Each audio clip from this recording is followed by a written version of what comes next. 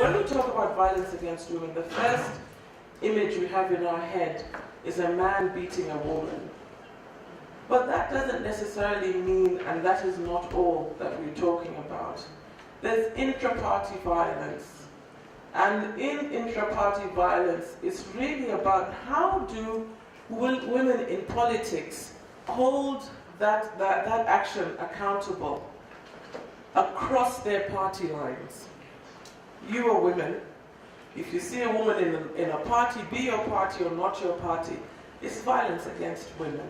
And it's the responsibility of us, if we're saying we're going to address these issues, to address them. The second one is violence that is not necessarily called violence. And that is, for example, where the media will ridicule a woman and they're not held accountable for that ridicule.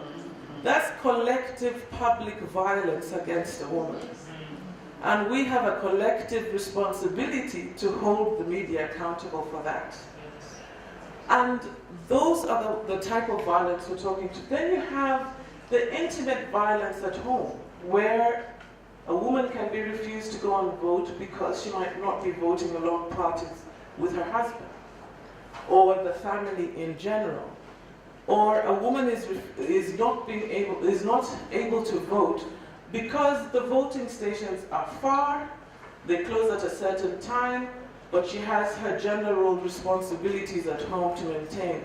So it's about, is it institutional violence? Is it collective public violence? Is it intimate violence that is happening? Is it intra-party violence?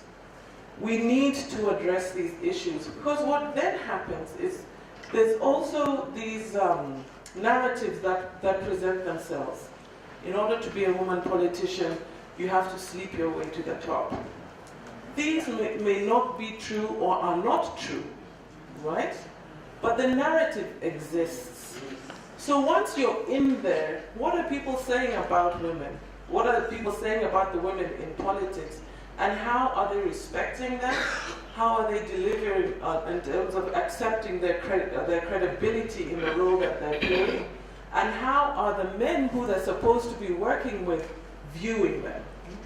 If we don't address those things up front, that narrative will ruin whatever gains women are making in the seats that they are achieving. So how do we hold each other accountable around that violence? How do we name the violence for what it is, the collective violence, the intra-party violence, and how do we respond to them?